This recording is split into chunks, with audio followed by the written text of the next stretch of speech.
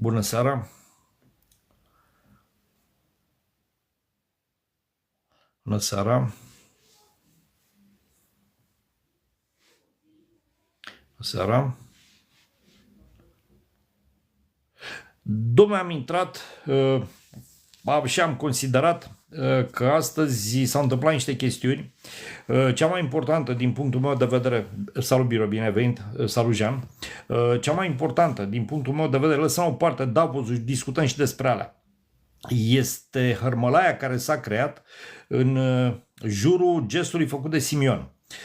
Dom'le, am cumpănit eu treaba, am cumpănit-o bine și în final mi-am dat cu părerea. Deci am pus un filmuleț atât pe Facebook, TikTok, l-am pus și pe YouTube. În seara asta aș vrea să discutăm un pic, deci să începem șezătoarea cu problema asta. Bună seara! Deci să începem cu problema asta. Mi se pare un gest de o foarte mare gravitate făcut de Simion.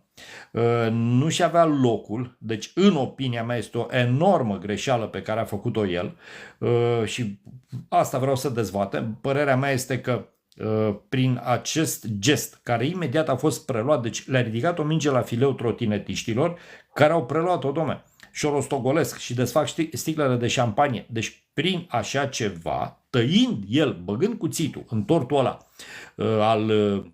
cu imaginea Groenlandei, cu imaginea Groenlandei și cu steagul Americii peste el, dom'le, semnificația este foarte mare. Haideți să ne gândim un pic. Tu nu te-ai dus acolo să faci caterică. Te-ai dus cu un alai întreg după tine. Nu știu, destul. Cât să umpli un autocar? Mă rog.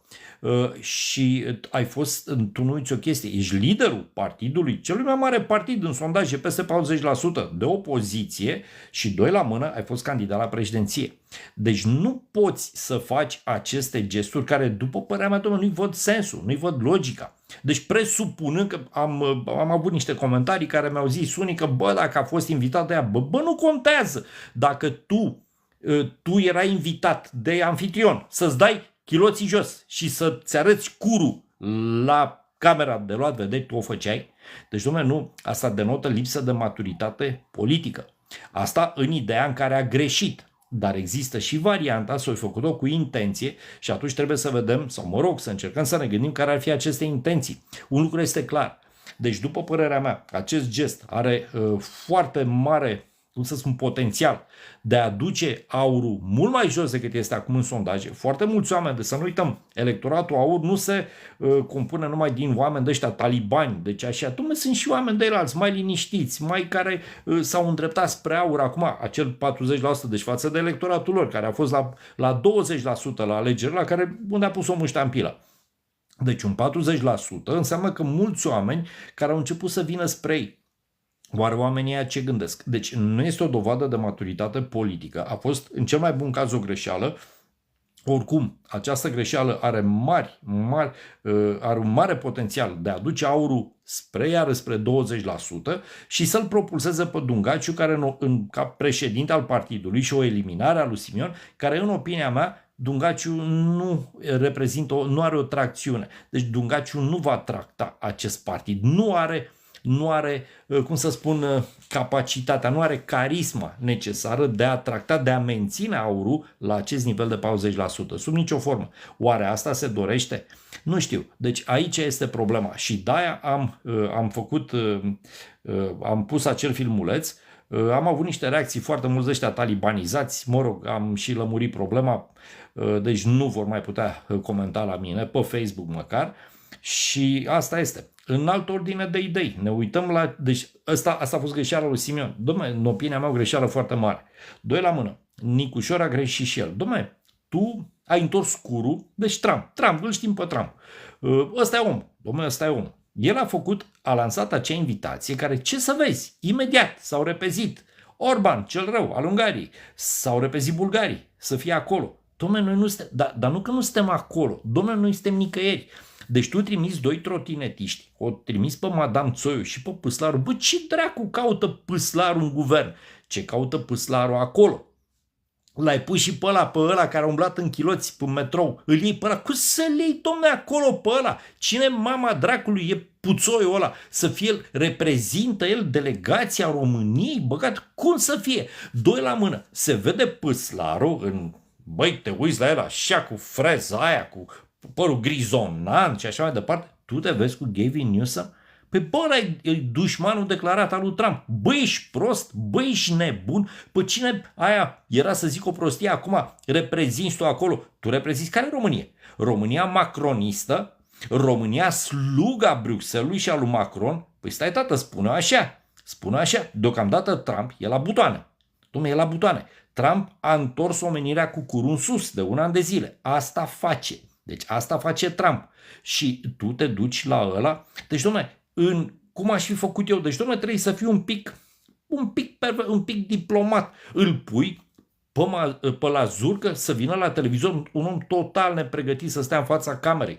Dom'le, el ce e diplomat. Păi, dom'le, dacă ești diplomat, nu scoți asemenea enormități, că eu nu umblu teleleu, că n-au putut ăștia, cum îi spune, consilierii mei să-mi dea o motivație, să mă duc. Bă, cum să spui așa ceva? Tu trebuia să-l liniștești pe ăla, să-i spui taci dracu din gură. Deci tu lipsești de la Davos, unde, dom'le, lăsăm la o parte, că a fost iată că nu mai e numai al globaliștilor, s-a dus Trump și a dat cu ei de pământ. Deci tu acolo puteai să ieși în lume. Erai în primul tău an de mandat. Bă, măcar vede oameni, omul ăsta nu e capabil. Deci omul ăsta nu poate să exercite funcția de președinte. Se vede clar că nu poate. A băgat capul în nisip castruțul, uitând că îi rămâne curul afară. Deci lumea nu face așa ceva. Iar cu inițiativa aia lui Trump, în momentul în care vezi că s-au dus ăla, bă, te duceai și tu, că nu te costa nimic, și spuneai, măria ta, suntem alături de tine, cum să nu? Pacea, dom'le, pacea, venim pentru pace, suntem alături de tine, dar nu avem bani acum. Am vrea, dar nu putem, că uite, avem belele, dar mai încolo o să dăm. Și mai vedeam noi ce făceam. Ele a întors curul lui Trump și atunci ne mirăm că pleacă americanii de aici, ne mirăm că România să alege praful de parteneriatul României strategic cu Statele Unite, ca să ce avem în schimb? Parteneriat cu Macron, cu ochelaristul Macron, cu ochelarii lui de soare că l-a pognit nevastă-su? Hai, dom'le, ce dracului. Deci și acum s-a dus Mucușor la Consiliul European, acolo se duce că n-are de ales. Deci, dom'le, omul ăsta de când e președinte, în câte locuri s-a dus unde putea să reprezinte România? La ONU nu. La Davos nu. În general, oriunde este ceva de amploare, el nu este. Te vezi cu Maia Sandu, hai bă, ce dracu, te vezi cu Zelenski. Păi uite, Zelenski ne-a anunțat în seara asta că a primit și el o veste, o mare surpriză, că e o trilaterală. Ucraina, Statele Unite, Rusia, 3 zile în Emiratele Arabe Unite. E o nebunie ce se întâmplă în lume și noi suntem pe nicăieri. Noi suntem pe nicăieri. Și asta aș vrea să discutăm în seara asta, deci ziua mea liberă am zis, bă, gata, hai că fac azi, fac și mâine live, hai să vedem, nume, care e problema. Și începem, eu zic să dezbatem un pic gestul lui Simion. Dom'le, cine l-a sfătuit? De ce s-a dus? De ce a făcut chestia aia? Așa ceva nu se face. În opinia mea, așa ceva nu se face. Cum să tai, mă, tortul un teritoriu care o putere dorește să-l ia prin rapt? Prin rapt. Că eu nu cred că s-a liniștit Trump. O să-l ia într-un fel sau în altul. Probabil că vor fi negocieri grele ca să cumpere acel teritoriu. În condițiile în care noi suntem înconjurați de unii care bălesc la teritoriile României. Bălesc. Și atunci tu faci așa ceva, da? Nu știu. Mă rog. Nu știu care declarație, că au tot fost declarații.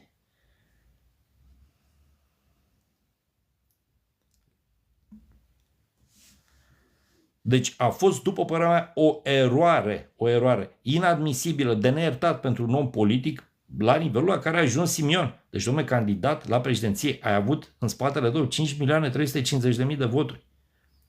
Deci nu poți să faci așa ceva. Nu ești la o, nu știu, sindrofie de partid undeva. Deci tu ești o prezență, ești o personalitate publică. O personalitate ținând cont de sondaje de prim rang. Și tu faci așa ceva? Nu știu, pe cine a vrut el să mulțumească? Pe cine a vrut? Nu știu, eu chiar nu-l înțeleg și îmi pare rău. Dacă a făcut-o din greșeală, e o greșeală care Aurul va plăti destul de scump. Ăștia abia au așteptat, domnule. Deci vuiesc rețelele, Facebook și mai departe, de băieți din zona cealaltă care se bucură, sunt foarte fericiți de gestul făcut de Simion. Aplaudă. Mulțumesc.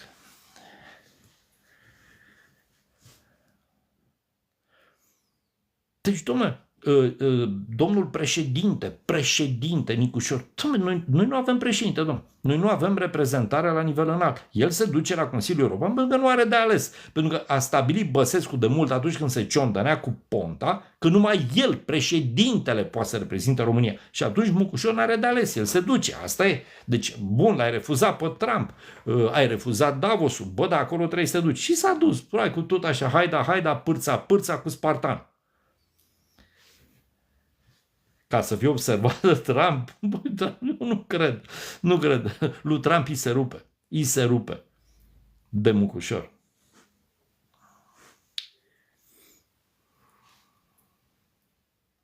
Deci, cam asta este. Dom'le, de mult n-a fost România pusă într-o situație atât de proastă. De foarte mult. Deci, o inadecvare și din partea liderului, să zicem, liderul opoziției parlamentare. Că Georgescu este lider, dar el este neparlamentar, este în afara spectrului politic, să zicem, oficial. Dar Simion, el în Parlament este liderul partidului, care are 41% în sondaje, domnule. Ori cu așa ceva. Și nu înțeleg o chestie. Bă, tu te-ai dus la Washington, te-ai dus cu alai, cu o târlă întreagă după tine. Ce să faci, domnule, acolo? Toată lumea bună este la Davos. Întrebarea mea este, după ce se va întoarce, ce întâlniri de substanță a avut delegația AUR la Washington? Dom'le, ce întâlniri de substanță? Că așa mă duc și eu în excursie, nu? Dacă aș avea banii și așa mă duc și eu. Vizitez Capitoliul, că se poate vizita așa mai departe. Și tu din toate întâlnirile alea, cu asta va rămâne lumea. Cu cuțitul lui Simion înfipt în tort. Deci cu asta va rămâne. Da, am intrat pentru că, din cauza de chestiile astea, deci de Davos, de Nicușor și mai ales de Simion. Da, am intrat astăzi pentru că, dom'le, recunoștință, m-a scos din sărită treaba. Bună seara. Mulțumesc, moșurică. Bună seara, Elena, bine ai venit. Deci, dom'le, nu, mă uit pe zi ce trece, țara asta parcă s-a dilit la cap. Deci, dom'le, nu mai avem oameni politici. Nu mai avem, deci cum să spun, oameni politici în adevăratul sens al cuvântului. Avem circari, domnule, circari. Deci ăsta e circ, ce face și unul și altul. Și Nicușor, cum să-l trimiți pe Mazurcă? Ce diplomatul lui pește prăjit e ăla? Te duci tu în studio și faci asemenea declarații. Doamne, e incredibil. În condițiile în care vedem ce se întâmplă în Ucraina, vedem ce se întâmplă, asta da, este, după părerea mea, vorba lui, cum zice Cristo, e o știre. Faptul că se întâlnesc mâine în trilaterală. Până acum rușii, după Istanbul, niciodată n-au mai stat la aceeași masă cu ucrainienii. Niciodată de atunci. Deci, hai dom'le, ce dracu se întâmplă lucruri și noi suntem așa, flu, pe nicăieri. Plutim. Bună seara. Și ceea ce m-a uimit, eu zilele trecute am zis, hai dom'le, să fiu și eu, să bag democrația pe Facebook și am permis comentariile tuturor la pool. Până atunci l-am avut restricționat în sensul că numai prietenii putea să comenteze și foarte bine am făcut. Doamne, m-au pornit diversi imbecili. Adică, bă frate, dacă asta se înțelege, deci dacă omul de rând înțelege să se talibanizeze, să intre într-o zonă de fanatism și să nu știe alt argument decât înjurătura sau, mă rog, bătaia de joc, băi fraților, nu e în regulă. Deci trebuie să nu ne aliniem așa, fără niciun fel de discernământ în spatele unor lideri, în spatele unor partide și să ne luăm după fentele lor. Păi fraților, trebuie să judecăm un pic. Să vedem, e bine ce se întâmplă. Ce se întâmplă? Nu e bine. Ce ar putea să fie mai bine? Pentru că până la urmă, tot la noi vor veni să ceară votul. O să vedeți. Toți or să zică, băi, votul nu contează. Ba, contează că o să vină toți să ceară votul. Toți or să vină să-l ceară. Și foarte interesant, ăsta nu, cum îl cheamă, îmi scapă numele, care la autoritatea electorală permanentă, parcă în locul lui Tony Grebla, a zis, bă, trebuie să scoatem morții de pe listă. Aoleu!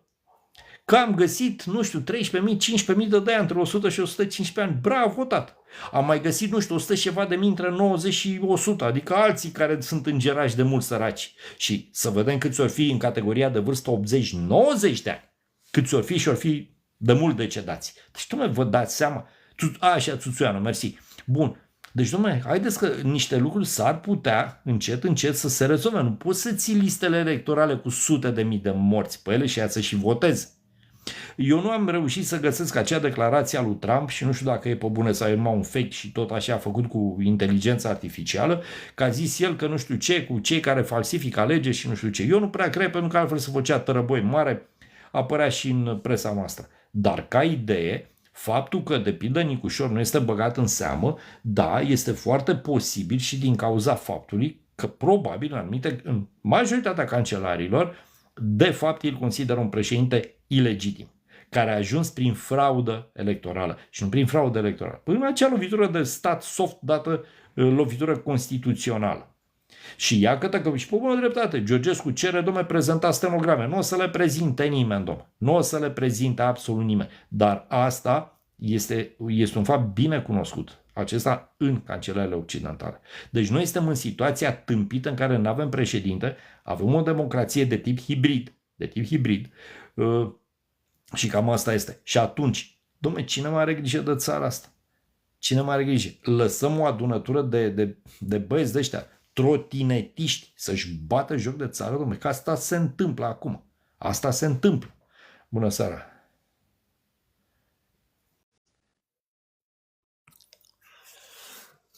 Bună seara tuturor! Să trăiești!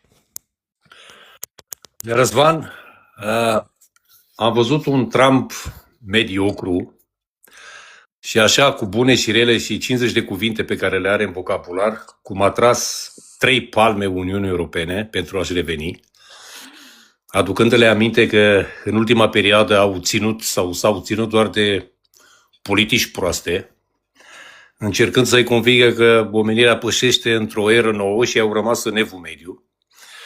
Avem un Zelenski care și-a schimbat și retorica la 180 de grade, cum și-a schimbat-o și Meloni, și Merz, și micuțul ăsta Napoleon, încercând să le spună că, fraților, ăștia suntem, ăștia ne cheamă. Ce vreți să faceți mai departe? Și ce să facă? Au rămas fără glas, au rămas fără cuvinte. Să sperăm că au înțeles ceva din zdruncinătura asta a palmelor. Așa, acum știu eu să le țină, dar le-a ținut. Să sperăm că i-a dus cu picioarele pe pământ, într-un fel sau altul. Deci, apropo de Trump, că i-a dus vorba de Dumnezeu, a apărut același Trump pe care îl cunoaștem, care a sfidat Europa, a tratat-o de la înălțimea lui, acest om cu un vocabular limitat, la 100 de cuvinte, efectiv, și-a bătut joc. Și în final, eu n-am înțeles că el a renunțat. Deci dacă nu o să ia cu armata, de pildă Groenlanda, dar nu a renunțat la Groenlanda, așa cum se îmbată cu apă rece imbecili ăștia globaliști de la Bruxelles în frunte cu Macron și așa mai departe. Deci în niciun caz se va întâmpla chestia asta. Pe de altă parte, într-o altă secțiune, ăla cum îl cheamă secretarul trezoreriei, scapă numele... Scott Bessent.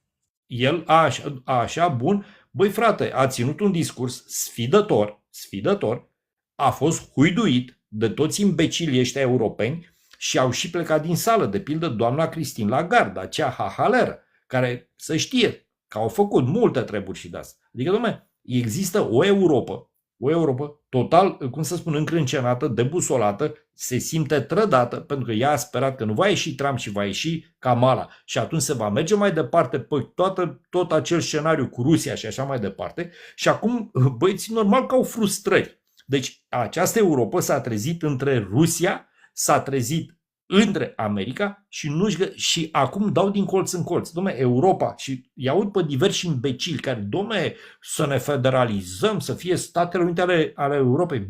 V-a stâmpit. Deci deja ăștia au început să înceapă vor să meargă nu știu cine la XI. Sunt, dom'le, dar trebuie să vorbim cu Rusia, pentru că, da, și Rusia e țară europeană. Deci, dom'le,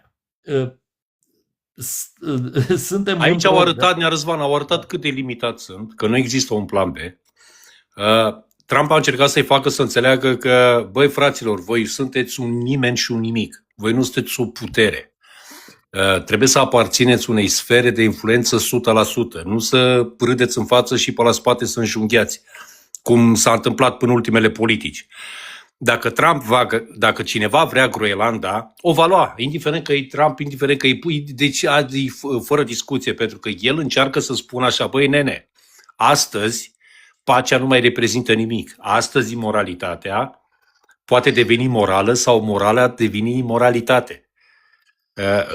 Nu știu pe ce linie a raționamentului au rămas europenii ăștia, văzând ultimele politici aplicate dinainte de pandemie, de până 2019, au cam luat o rasnă. Ei, de fapt, nu au avut nicio politică și au cheltuit banii în diverse proiecte de-astea tâmpite ce n-au avut nicio rezonanță, Green Deal și ce alte baliverne, s-au împotrivit, nu știu, au rămas și în curugol într-un fel sau altul, sunt în curugol, și să mai împotrivește și unei puteri.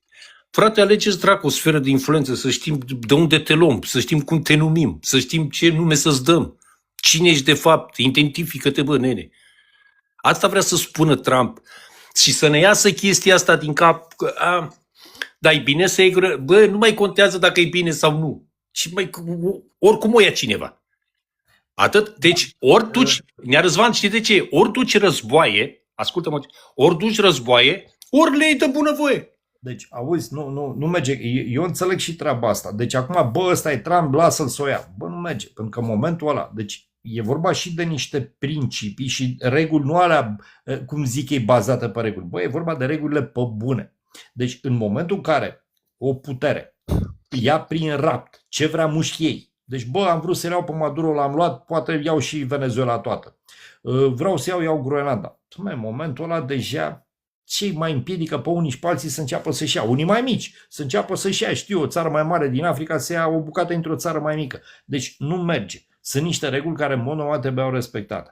ONU de-aia a fost creat, ca să nu se întâmple așa ceva. Și acum vine Trump care zice, bă, nicio problemă. Păi tu îți dai seama că de fapt toată povestea asta cu Trump, cu Venezuela și mai ales cu Groenlanda legitimează 1000% ce a făcut Putin, rușii, ce au făcut în Ucraina. Clar că legitimează, dar asta spun. Ce anume mai înțelegem noi astăzi prin moralitate? Gândește-te că probabil 100 de persoane dețin 30% din toate resursele lumii. La ce te raportezi când vorbești despre asta? Nea Răzvan.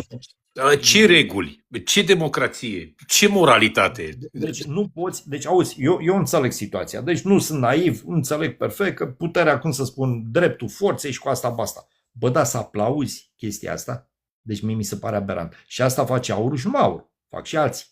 Deci exact. Foarte mulți s-au trezit acum trumpiști. Băi, ce bine face Trump. Cum să fac? Dom'le, nu face bine. Deci nu face bine. Înțeleg că o face că e mare și puternic și rău. Dar asta nu înseamnă că l-aplaud. Da, Sergiu. Dacă îmi permiteți să comentez. Bună seara tuturor. Salut. Cu drag să vă revăd. Domn profesor, te ascult și parcă nu aud la tine critică față de ce face Trump. Voi nu înțelegeți că e periculos, e groaznic ce face el de fapt. Adică, da, eu înțeleg că europenii și-au meritat-o. Suntem supărați pe birocrații europeni, da, pe toate tâmpenile care le-au făcut. Dar chestia asta trebuie să se rezolve pe cale legală și principiile juridice au mecanismele necesare, da? Deci, tu nu faci legea din capul tău. Tu nu faci legea din capul tău pentru că atunci poți să provoci alte fenomene, alte acțiuni, alte reacții, da? Iată cum a spus și domnul Răzvan. Băi, dacă lăsăm, și mai ales cum unii nebuni aplaudă ce fac americanii, unde ne trezim? În ce lume ne trezim?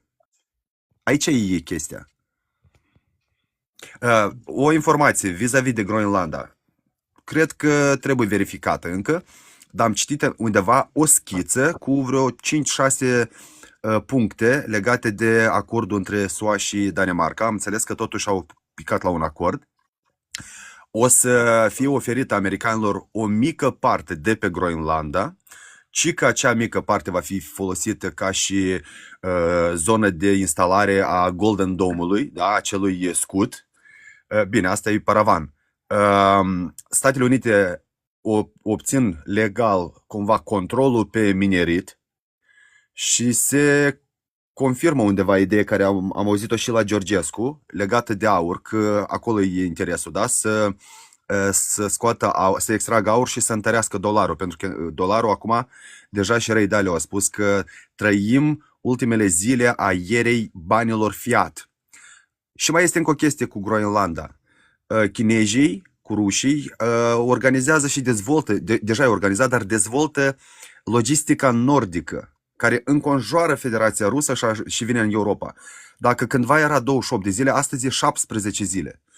N-am intrat în multe detalii, da? Dar vă dați seama, logistica e foarte importantă.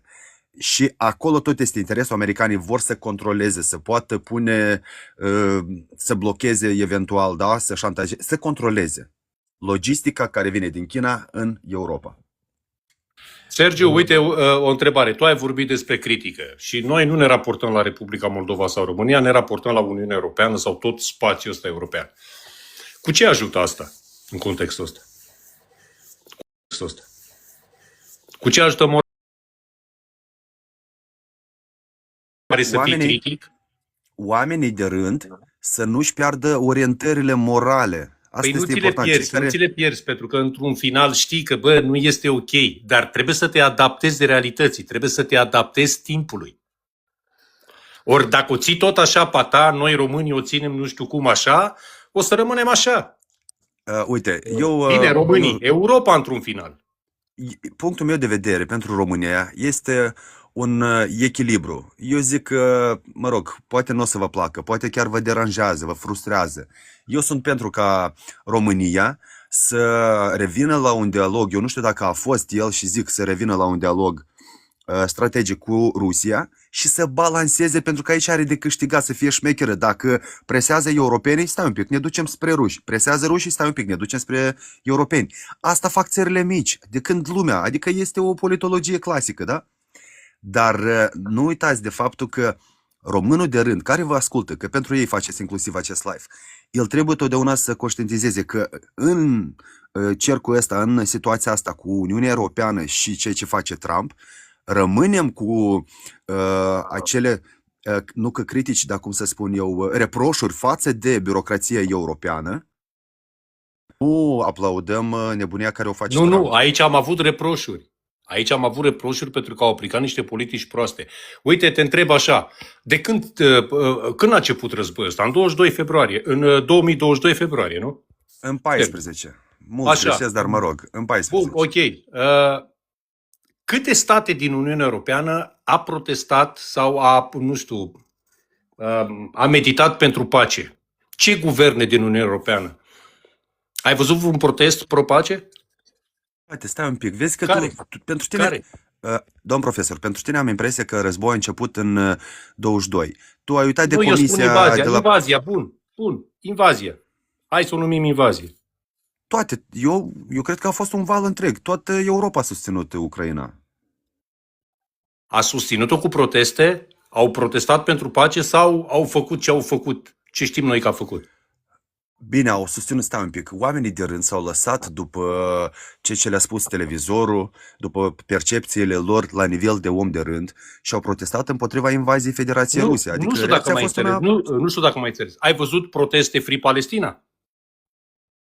Da. Ai văzut? Dar ai văzut ceva similar în afară de Free Ucraina, care n-a reprezentat nimic? Ai văzut un protest radal pancarde care să protesteze pentru pace? Cred că n-ai observat. Bine, nu pentru pace, pentru eliberare, adică pentru eliberarea Ucrainei. Să plece rușii din Ucraina, pentru asta am văzut proteste. Ce guverne? Anume pentru pace. Eu nu mi-aduc aminte, Sergiu. Anume guverne sau oameni?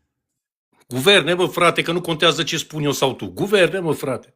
Cum ai știut să-ți vezi amament, ai protestat într-un fel sau altul? Am înțeles ce vrei să spui. Deci nu a existat niciun fel de protest pentru pace în Ucraina. Au existat proteste în favoarea Ucrainei. Nu. Deci asta vrei să spui. Din partea europenilor. Da. Ce stat a protestat?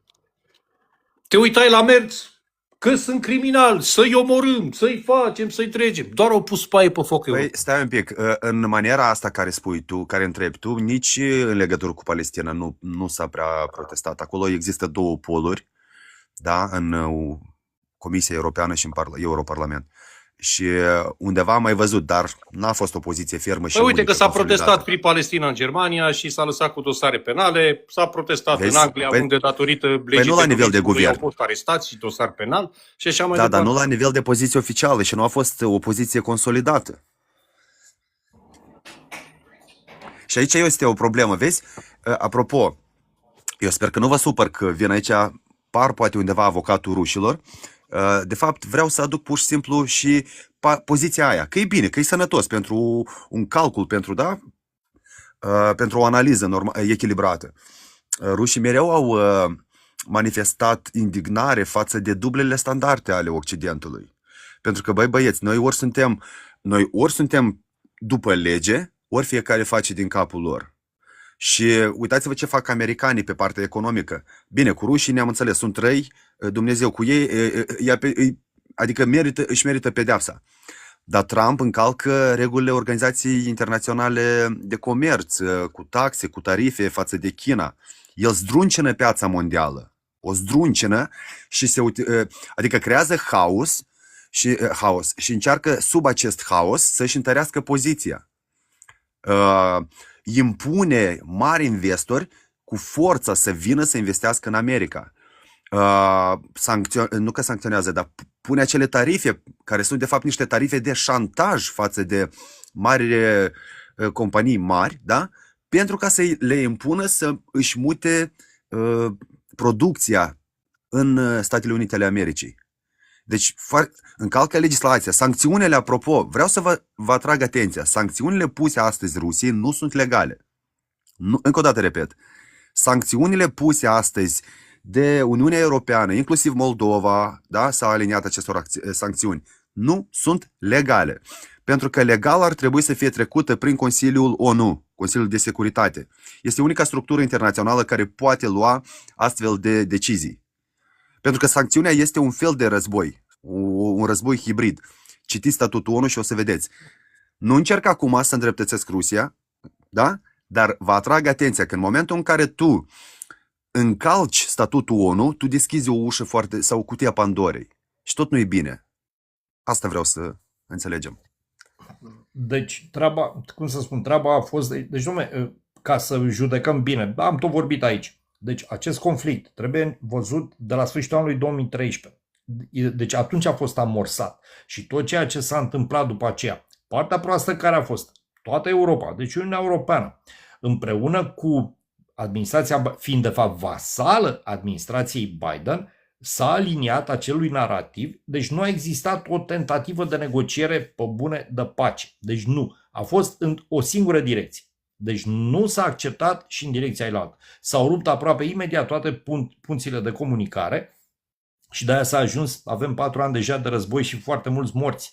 Deci, iar acum iată că după atât timp o să ajungem să vedem, începe această trilaterală. Eu mărturisesc că eu am fost surprins să aud ca știre, să cită știrea de altfel, că va fi trilaterală, că până acum n-a fost de chip.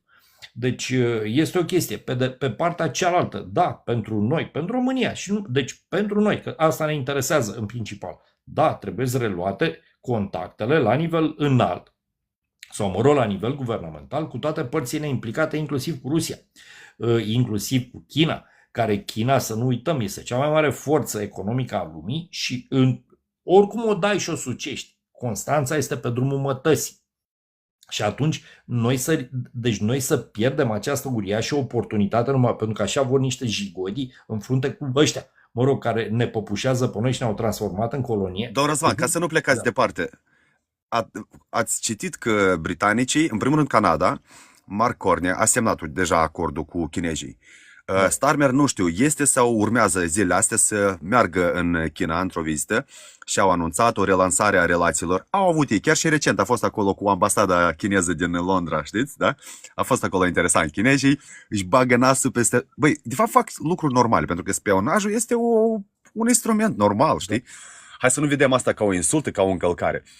Dar britanicii merg la dialog cu China, la dialog economic și dacă gândim rațional, economia de fapt este ancora unei bune relații politice. Sunteți de acord? Atunci când eu depind de tine și tu de mine, este cea mai bună bază pentru a asigura relația noastră, sustenabilitatea relației noastre politice.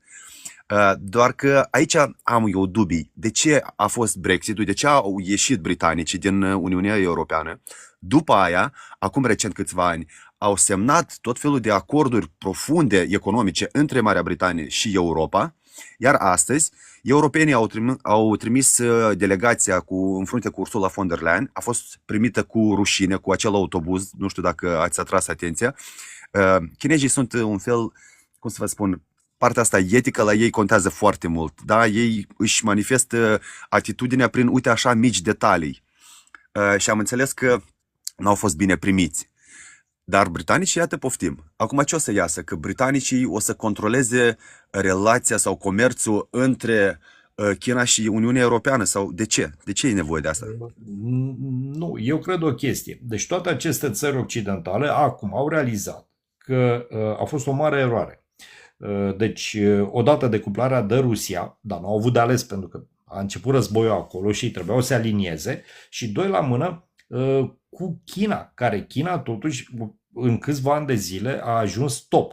Și acum eu cred că se va întâmpla un lucru, ajunge ca un lider important occidental, că e englezul, că o fi francezul, nu contează, neamțul, să spargă gheața. De fapt nemții n-au fost cumva mers în China. Acum mers. Mai întâi a fost mai întâi Baerbock, Annalena Baerbock, și iarăși, după ce l-a supărat pe Wang Yi, ministrul de externe chinez, a ieșit în conferință finală singură, a lăsat-o singură, vă dați seama. Dar de data asta au trimis pe altcineva și am înțeles că deja se încălzesc relațiile. Da, e mai bine. Am făcut eu o confuzie, Merz a fost în India, nu? Acum câteva zile, parcă. Scăpat asta. Da, așa. Deci, important este ca unul din liderii ăștia să spargă gheața și în momentul ăla se va face coadă la Xi, se va face coadă. Și la fel se va întâmpla, deci în momentul în care se va decide că, trebuie să reluăm contactele cu Rusia, e totuși țară europeană, deci deja se pregătește acest narativ, la fel va fi și acolo. Pentru că țările europene sunt disperate după resurse și sunt, după 4 ani de finanțare masivă a Ucrainei, sunt cu pușculița goală. Deci se va întâmpla chestia asta. Întrebarea este noi unde suntem. În condițiile în care avem un președinte pe post de struț care merge numai la piacătă sau la Consiliul European, dar la Davos a spus, nu pierd o vreme cu proștia, mă duc eu teleleu acolo în condițiile în care cei mai importanți lideri ai planetei acolo s-au dus. După aceea, el ce face? Se ascunde. Îmi pui doi neterminați, sau pe Madame Țoiu, pe așa, să se ocupe de politica externă, incapabili, total incapabili și rău intenționați, adică ei sunt slugile globaliste. Ei nu vor face, ei și acum, deci faptul că Păslaru s-a întâlnit cu Gavin Newsom, frate, deci e un mesaj clar pe care guvernul României, e clar, l-a transmis lui Trump. Deci tu, practic, în loc să-i întinzi o mână, îi faci o declarație de ostilitate.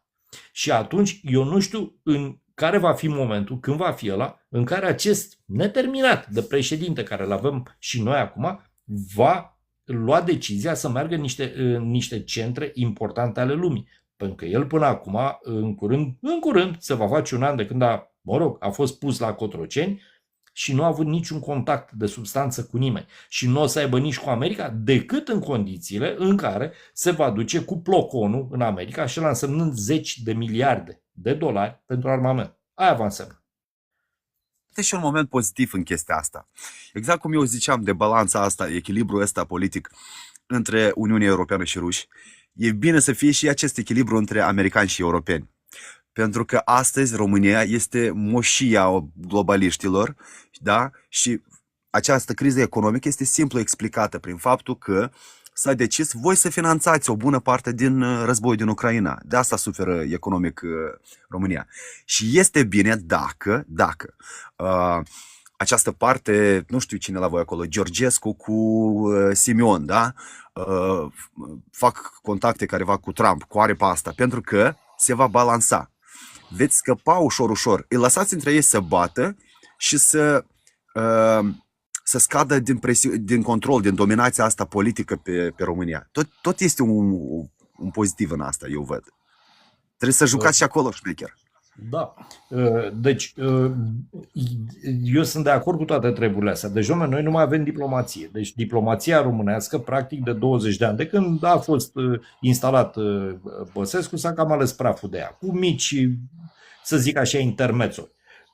Deci, noi trebuie să ne regăsim această, să zic, abilitate și doi la mână să nu mai facem greșeli. Și iată greșeli fac atât cei de la guvernare, cât și cum îl cheamă, liderul opoziției, să spunem, opoziției parlamentare, care este Simion. Deci noi până nu ne regăsim... Bună seara la dumneavoastră. Bună seara. Am și o întrebare repede și ies înapoi, vă rog. Știți ceva, Odessa o ia rușii sau nu ia? Am înțeles că... N-avem de unde să știm. Deci, odată, acum nu știm ce se va negocia la această trilaterală. Eu mă îndoiesc că rușii ar fi acceptat să meargă la această trilaterală fără să aibă un plan de revendicări teritoriale foarte clare. Și dacă nu neapărat o revendicare la modul, băi, mie îmi dai teritoriul ăla, să spună, băi, faceți un referendum. Eu cred că pe asta vor merge rușii ca o cale, să zic, pașnică de a lua niște teritorii ca să-și facă ei acea Novorusie. Încă o chestie care eu cred că este pe masa de negocieri și foarte presantă pentru ei. O cale de a se permite, pun culoare aerian, probabil prima dată, accesul în Transnistria, pentru că ei acum sunt izolați, s-au închis granițele de ambele părți. Așa e, Sergiule, parcă și Republica Moldova a închis granițe cu Transnistria. Mă rog, S-a vehiculat o informație falsă. Deci din partea ucraineană s-au închis total, din partea noastră se circulă doar cu control mai strict. Aha, ok. Deci există așa. Deci nu poți să-i... Câți oameni sunt acolo? Bănuiesc că sunt câteva sute de mii de locuitori și forța aia de 1500 de soldați ruși, deci care sunt în Transnistria. Dom'le, nu poți să-i lași pe aia, să-i lași muritori de foame. Deci probabil că se va negocia și chestia asta. Eu sunt foarte curios dacă această trilaterală va avea vreun rezultat, se va vedea ceva și eu sper totul să se termine. Eu așa zic, estimez că Odessa o să cadă. Deci Odessa va fi luată de ruși, într-un fel sau în altul. Și atunci Asta da. se va face joncțiunea cu Transnistria, posibil rușii să ia și Bugeacul, eu așa văd. Da, că am văzut declarația, numai un pic că ies imediat, Sergiu, te rog. Am văzut declarația lui Zelenski și nu prea văd să cadă la împăcăciu și la astea. Dom'le, s-ar putea să n-aibă de ales. Și cum s-au derulat lucrurile acum la Davos, asta era foarte interesant. Dom'le, cu ce mesaj vine Trump? Așa, în felul lui, bădăran și mai departe. Mesajul lui a fost de forță. Mesajul a fost de forță. Da, bun, să aveți o seară bună. Scodeți-mă dumneavoastră, vă rog, ca să mai intre altcineva. Okay. Eu vreau să spun, sper să nu se întâmple asta mai ales cu Bugeacul, pentru că eu undeva fac avocatură pentru ruși în disputa asta cu Occidentul, dar până la urmă sunt patriot și nu vreau să-mi vină aici rușii peste mine. Vă dați seama. Eu sper că, iată cum v-ați expus în live-urile anterioare, Putin întinde, pentru că este foarte comod acest ritm, da? Cu condiția că ritmul nu se schimbă și presiunea din partea ucraineană nu se ridică cumva. În momentul în care, de exemplu, implică România, crește presiunea pe front împotriva rușilor, uite atunci, eu cred că o să ne întoarcem la cuvintele lui Karaganov. Înțelegeți la ce mă refer? Deci, am înțeles că România este prima țintă. De ce? Pentru că sunteți cei mai vulnerabili. Adică pentru voi nimeni nu o să-și bage... Exact. Da. Deci asta, într-adevăr, din toate țările, România este, ca să spun așa, veriga slabă din acest sistem, datorită liderilor pe care am avut, slugarnici. Dar eu așa bănuiesc că, deci, cum să spun, orice servicii, că noi avem multe servicii, ei fac niște studii, niște cercetări. Și în mod categoric, 90% din cel puțin, eu zic că 95-96% din populația României este total împotriva unei intervenții militare românești acolo, indiferent de pretext. Și mai e o chestie. Eu cred că Mucușor este suficient de fricos ca să nu permită în ultimă instanță treaba asta. El a avut câteva treburi în care a mermelit și cu legea Wessel și cu alea și cu alea. În ce privește pe Bolovan, nu. Deci Bolovan, dacă îi se dă ordine, el probabil că face, dar nu este în puterea lui. Și să nu uităm că o intervenție militară a României în afara granițelor, în ultima instanță trebuie aprobată de Parlament. Ori ăla va fi momentul, cum să spun, zero. Deci dacă cineva din Parlament, vreo majoritate, inclusiv PSD-ul, că fără PSD nu se face acea majoritate, votează așa ceva, oamenii ăia terminați, vor fi fugăriți pe străzi. Deci să nu-și facă iluzii că ei pot să voteze ca la Mercosur. Nu. Nu va fi același lucru. Și eu nu cred că totuși idioții ăștia ai noștri ar fi capabili să se arunce într-o aventură militară. Și aventură militară poate să fie și o intervenție în Republica Moldova pe temit ce pretext, cam circulă niște scenarii de-astea, hai să zicem conspiraționiste, că se va încerca o lovitură sub steag fals în Republica Moldova ca să intervină România. Eu nu cred în ultima instanță. Și ia că încă o chestie, Sergiule, că s-a dezamorsat și tot scandalul ăla și circul cu unirea. Pentru că au spus, în seara asta a declarat Mucușor, i-au pus ăștia microfonul sub nas la Consiliul European când intra acolo și a spus, dom'le, trebuie făcut, deci cum vrea poporul nu are o majoritate, la revedere. Și a spus și Maia Sandu. Deci probabil că cineva a încercat, a sondat terenul, a văzut despre ce e vorba și s-au lămurit că nu există suport popular nici de o parte, nici de alta. Și atunci, da, cineva spunea, nu mai știu cine din oamenii ăștia politici, băieți, nu-i momentul acum, parcă Băsescu. Nu-i momentul acum, corect, nu-i momentul acum. Și am spus, singurul moment pentru așa ceva este atunci când ai acceptul evident al Rusiei pe modelul tratatul 2+4. Deci altfel nu se poate. De fiecare dată pe lege, să nu derapăm de la legislație. Astăzi am văzut o postare de-a lui Eugen Tomac vis-a-vis de Transilvania, care a spus că acolo 1 milion de români au dublă cetățenie.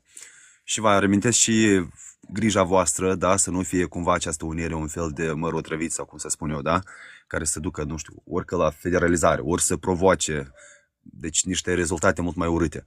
Și într-adevăr, aici trebuie să aveți mare grijă de asta. Trebuie să păstrăm ceea ce este la moment și când vor fi timpuri mai bune, la o masă, într-o discuție se poate și la un numitor comun. Pe timpuri bune, nu în acest haos. În ce privește dubla cetățenie, da, sunt mulți care și-au luat de ce? Pentru că Ungaria a avut acces în Statele Unite, de pildă românii nu, și acum a dispărut visa waiver și așa mai departe. Deci ei au avut niște avantaje. Eu pun pariu că românii care și-au luat acea cetățenie, nu știu, sau poate familii mixte, habar n-am după ce criterii le-au acordat, nu au făcut-o în sensul că doresc să intre sau să așa. Au făcut și ei cam pe același model cum au făcut și marea majoritate a cetățenilor din Basarabia, și anume pentru niște avantaje de liberă circulație și de alte avantaje care au putut să reiasă din treaba asta. Simpli acționează din propriile interese. Dar politicienii trebuie să aibă grijă de securitatea națională, de integritatea țării și eu cred că aici este... Deci eu aici altceva aș face. Nu știu în ce măsură organele noastre sunt atente, dar sunt niște băieți și l-aș da ca exemplu pe ăsta, pe Sabin German, care bagă bățul în gard. Eu aici le-aș recomanda să fie foarte, foarte atenți pe zona aia. Nu este o zonă, deci el are o gașcă, are el o bulă a lui de vreo, nu mai știu, că m-a blocat, nu mai știu câți urmăritori are acum și așa mai departe. Dar ăia sunt și sunt unii idioți. Dar, mă rog, în sfârșit, nu este o majoritate. Deci, în mod cert, nu este o majoritate în sensul ăsta. Am vrut să întreb o chestie. Cu asta și mă dau la o parte că să nu mă monopolizez. Cu Rizia, măi, mă miră pe mine că nu-i sunt blocate conturile, că nu este arestat pentru vorbe. Băi, a făcut-o pe a noastră prostituată și în tot halul. Eu nu înțeleg cum așa se... În primul rând, cine este el, ce face el, aparent îmi place, ceva acolo îmi place, să știți. Dar cum de nu este oprit omul ăsta, că el a trecut toate limitele? Înseamnă că cineva este în spatele lui. Altă explicație nu există. Deci o grupare, nu știm cine, cum, în ce fel, îl sprijină și acea grupare lovește în altă grupare. Nu știm scopul, deocamdată, ce vor ăștia de fapt. Cert este că omul îi se asigură, inclusiv bănuiesc că securitate fizică. Deci are bodyguards, pentru că la ce spune el acolo, Doamne ajută. Deci nu, și eu sunt foarte, foarte curios, de fapt, în final, ce va fi. Sănătate, domn Răzvan. Riza, după câte am înțeles, nu este în România, este în Monte Carlo. Da, el zice că e în Monte Carlo, dar o fi. Odată e în Dubai, nea Eugen, odată e în Monaco, nici el nu știe pe unde. Poate să fie, poate să nu fie. Acum fiecare pune la îndoială o declarație, că e sau că nu e. Este, nu este, asta este. Ideea e că are spate. Atâta am putut și noi să te ducem, că altfel... Deci, o protecție are în mod cert. Are. Da. De unde, cum, în ce fel, cine? Are și are toate hârtiile, hârțogele care le are după la serviciile secrete. Dom'le, poate să mai fie încă ceva. Deci poate să mai fie o chestie, zic și eu așa, la modul conspiraționist. El îi acuză pe ăștia. Îi face că-s bisexual, că știm ce zice Riza. Dom'le, și la sfârșit, la un moment dat, să apară dovezi că nu e așa și că ăsta a mințit. Deci, în felul ăla îi aduci pe ăștia în atenția publicului și îi speri. Deci poate să apară și o chestie de asta, că Riza a calomniat, că e un tip dus cu pluta și așa mai departe. Și apar în atenția publică niște oameni care l-au zis, uite, bă, ați văzut că a mințit ca porcul, noi suntem băieți. Așa. Nu știu, e o variantă. Salut, Jean. Bună seara. Da, am așteptat să termine. Da, eu vreau să mă refer la faptul că se pare că trăim acum niște vremuri în care totul se accelerează. Invitația delegației AUR în America se pare că ar fi fost o operațiune de compromat în care să arate cât de irelevanți sunt și nereprezentativi și fără capacitate de negociere în numele opoziției române. Întrebarea care se pune acum e imagine cu orice preț? Da, nici eu nu am înțeles. Deci, dom'le, înțeleg rostul unei vizite, să zicem. Dom'le, foarte bine. Dar nu-ți iei o târlă întreagă după tine. Ai luat să umpli un autocar. Doi la mână, da, compromat. Poate să fie o chestie. Ia că de chestia aia cu tăiatul tortului, dom'le, e compromat, clar. Deci eu zic că Simion s-a compromis până gestul ăla. Da, putea să evite, dacă ar fi fost un om politic cu adevărat, invocând creșterea glicemiei sau faptul chiar că e suferind de diabet. Nu putea să spună că e suferind de diabet direct, dar putea să spună că are glicemia crescută și nu poate consuma. Problema e în felul următor, că dacă spun că a fost o operațiune, spun în sensul că gazda delegației AUR a fost un tip, Brian Brown, președintele Organizației Mondiale a Familiei. Un tip controversat pentru vizitele dese la oligarhii ruși și o prietenie strânsă cu Igor Dodon din Republica Moldova. Pe fondul nevoii presante de imagine a Partidului AUR și a lui Simion, au făcut greșeli în sensul că au fost atrași în capcană, în sensul că rabinul Andrew Baker, care este directorul pentru afaceri internaționale al American Jewish Committee, a cerut public oficialilor de la Washington DC să nu îl primească pe George Simion. Ori sunt lucruri astea care se leagă. Odată că gazda e un tip total irelevant în America și cu legături cu Rusia, cu oligarhii ruși, și în al doilea rând ieșirea intempestivă a acelui rabin care a cerut oficial să nu fie primiți la Washington DC. Păi, Jean, adu-ți aminte de încercarea de îmbunătățire, să zic așa, a imaginii, de spălare a imaginii a lui Dragnea. Când s-a dus la Congresul Socialiștilor Europeni, din calitatea de partidul cel mai puternic socialist din Europa, ei câștigând alegerile cu 46,5%. A fost făcut albie de porci. Deci, după părerea mea, și aia a fost o greșeală din partea lui. Deci o mare greșeală că s-a dus acolo. Acum Simion, tot așa, în dorința asta de a-și îmbunătăți imaginea, de a fi legitimați pe plan internațional, eu zic că au căzut, da, sunt de acord cu tine, într-o capcană.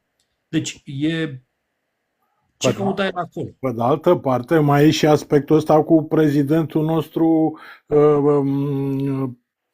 uzurpator, în sensul că domnul ăsta, consilier Răzurcă, ori a vrut să demonstreze cum e în incapacitate de exercițiu, ori a vrut să-l facă de râs, că nu există altă alternativă.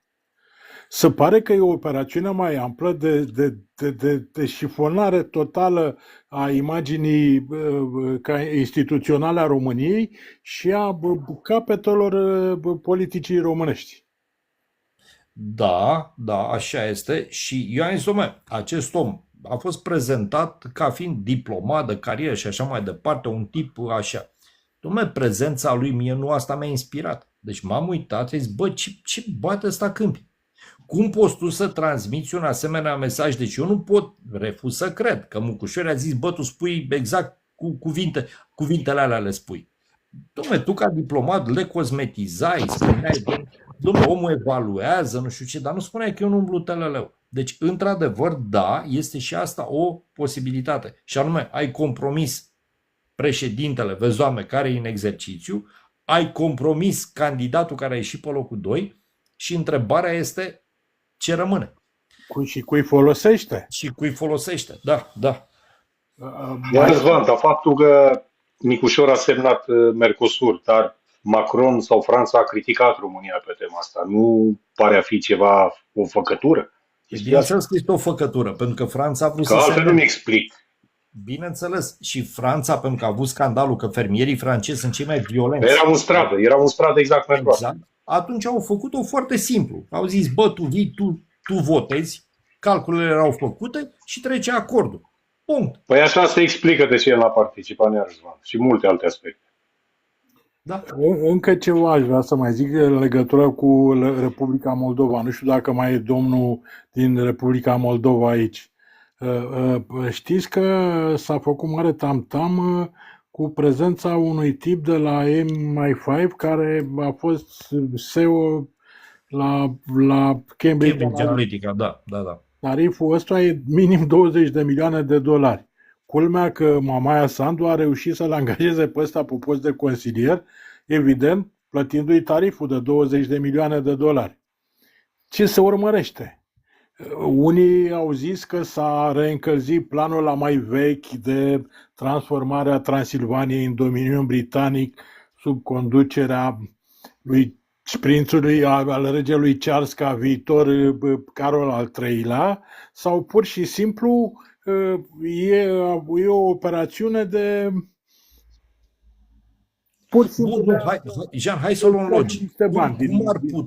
Cum ar putea, de pildă, deci care ar fi forma legală de pus în tratate internaționale ca Transilvania să devină dominion britanic cu regele Charles al III-lea? Cum? Eu nu o văd. Cum s-ar putea să devină dominion britanic? Pe fondul turbulențelor care există acum în lume și pe fondul incapacității României de a se administra ca stat, România în incapacitate, acum a fost dusă în incapacitatea de a se autoadministra. O să ne aducă în poziția, domnule, voi nu sunteți în stare să vă administrați și e nevoie să vină administratori străini. Cum am fost în perioada când au adus regii germanici. Bun, stai un pic, stai așa. Deci ca să declar România stat în incapacitate de a se administra, atenție, nu incapacitate de plată, că a fost Grecia, mă rog. Nu, da, aia înseamnă că România nu mai are guvern, nu mai are stat, de stat, nu mai are parlament, deci e pe nicăieri și atunci, bă, trebuie să vină cineva de afară să zică, stați, bă, că vă administrăm noi. Deci e foarte greu de crezut că poate fi invocat așa ceva. Deci, iar ideea de dominion britanic, cum o faci? Deci, legal, ca să zic așa, cum o faci? Nu știu ce e în capul ăsta, nici eu n-am idee. Deci este o șopârlă, este o dezinformare, cineva bagă bățul în gard și chestiile astea, deci, cum să spun, e ceva, după părerea mea, absurd. Poți să încerci diverse alte căi, de pildă, dar să o transformi în dominion britanic cu regele Charles, care nu este un tip iubit nicăieri, nici măcar în România nu cred că este foarte iubit. Nu văd practic cum s-ar putea face treaba asta, dar mai ales juridic. Știți că în interbelic, atât și închei, ca să nu mă monopolizez, arghezii se întreba ce caută neamțul în Bulgaria. Acum noi ne întrebăm ce caută englezul MI6 în Moldova. Asta putem găsi explicații. Moldova este, acum e practic cuiul pe pelea ușor de transformat într-un proxy. De ce? Pentru că exact ca și în cazul Ucrainei, nu este nici NATO, nu este membru NATO, nici membru UE. Cu România, să transformă România în proxy este mult mai greu. România este UE și NATO. Indiferent de ce se va invoca, că, dom'le, să vedem că articolul 5, dom'le, nu există, România e NATO. Deci nu merge. Deci, Plus că în alte timpuri te raportai la altceva. Astăzi, în 2026, nu știu cum te mai poți raporta la perioada aia. Deci este greu să bagi România în rolul ăsta. Republica Moldova, da, doar că riști să o faci praf. Deci Republica Moldova este o țărișoară, cam cât 3 județe mai mari ale noastre, care nu are, practic, nu are armată, nu are posibilitatea să reziste și așa mai departe. Deci ea va cădea rapid de tot. Republica Moldova, în opinia mea, dacă aceste negocieri care încep acum, iată, aflăm, cu surprindere și cu emoție, că or să înceapă în Emiratele Arabe Unite, s-ar putea ca în aceste negocieri să pună problema Transnistriei și recunoașterea independenței ei de către Republica Moldova. Și atunci, ca un plan de etapă, să zic așa, rușii să fie mulțumiți, în sensul că își rezolvă o treabă acolo. Altfel, Transnistria rămânând la stadiu de conflict înghețat, atâta timp cât Republica Moldova de fapt nu o deține, dar nici nu o recunoaște.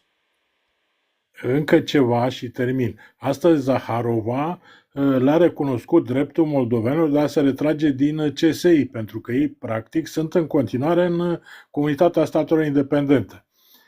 Numai că a specificat că nu crede că Moldova s-ar putea descurca singură, fără sprijin rusesc, în ideea că acolo minoritatea ucraineană și rusă este foarte puternică.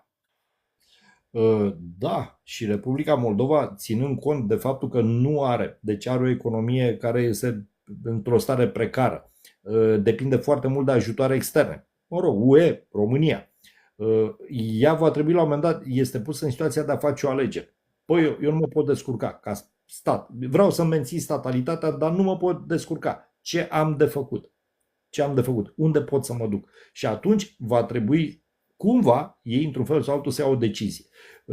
Dar, repet, e foarte importantă poziția, în primul rând, a Transnistriei, pentru că acolo e vorba de ruși.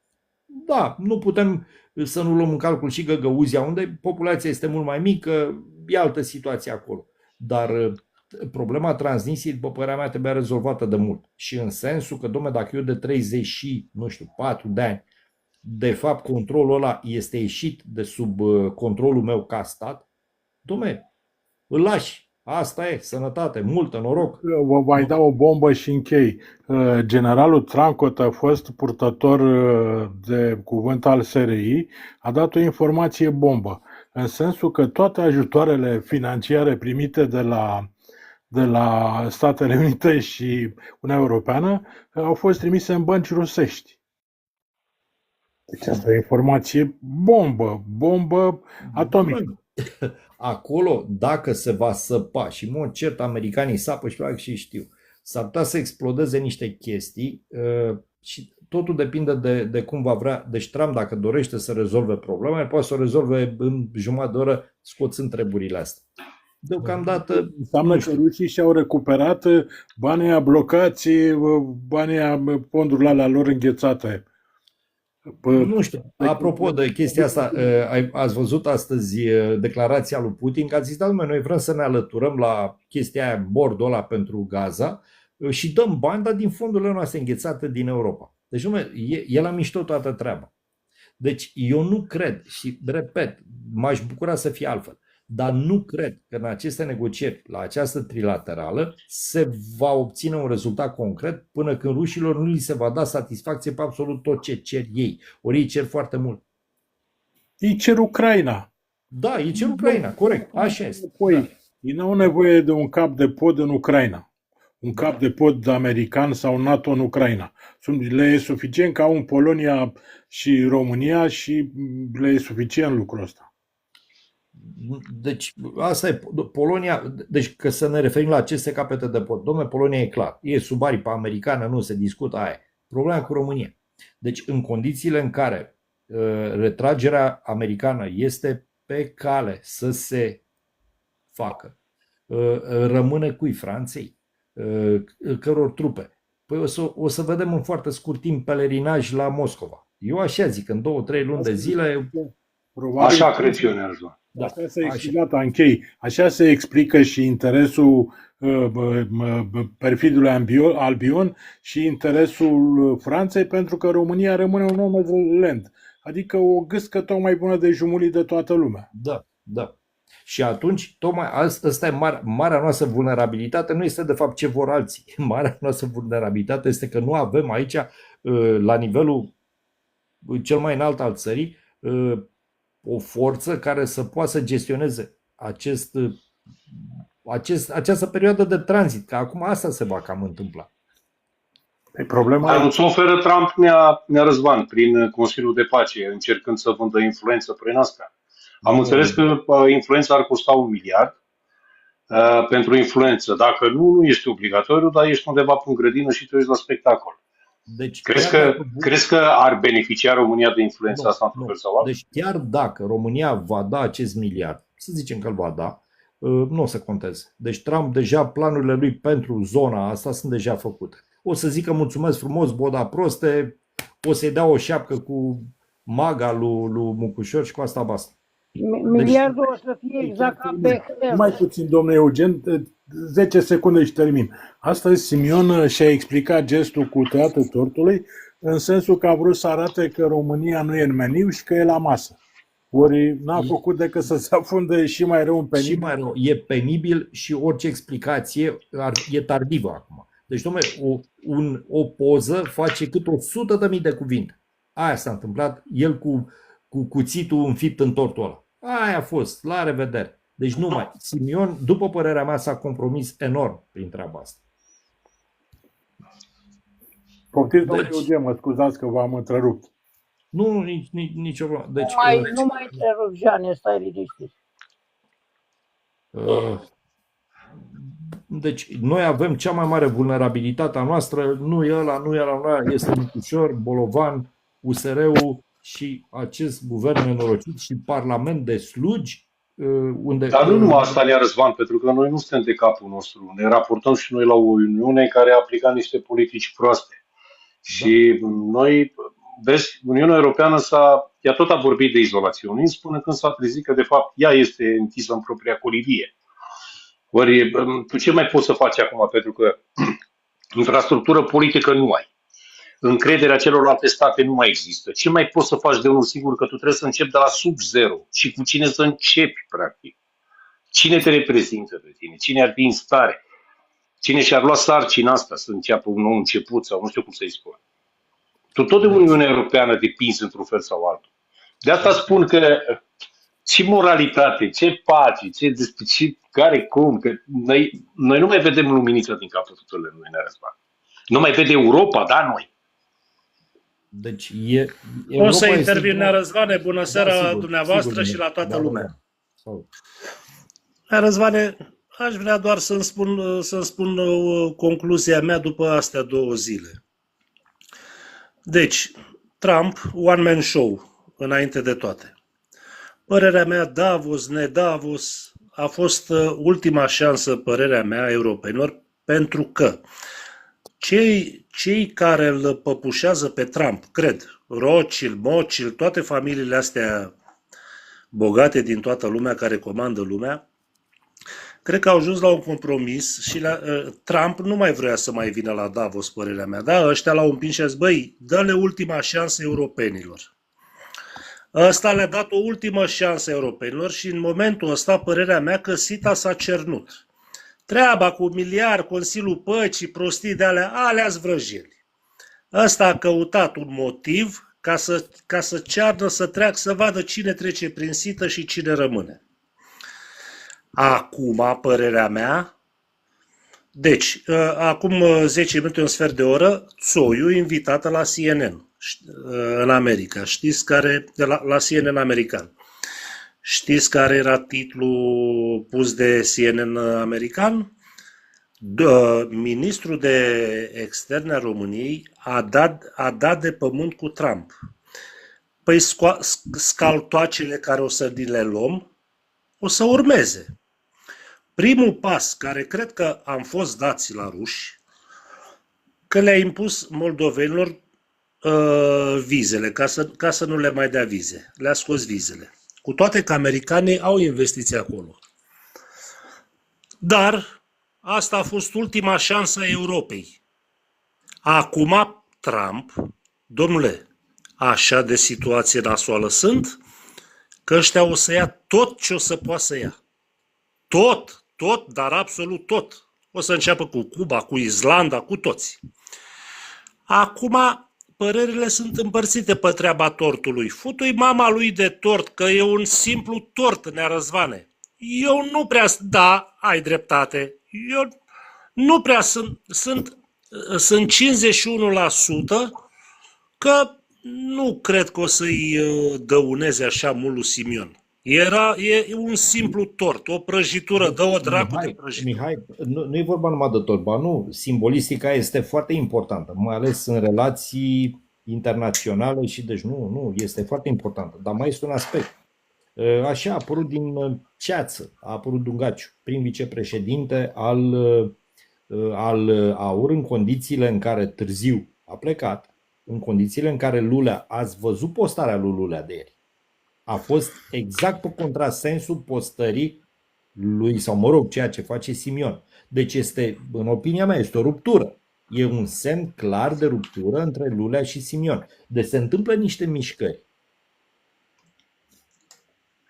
Asta vreau să marca și eu, faptul că se încearcă rocada Simion cu Dungaciu. Exact. Eu așa, în cheia asta văd eu toată povestea asta. Deci compromiterea lui Simion, bună seara, compromiterea lui Simion, Dungaciu care îi suflă în ceafă și Dungaciu cam se știe despre ce-i vorba cu el.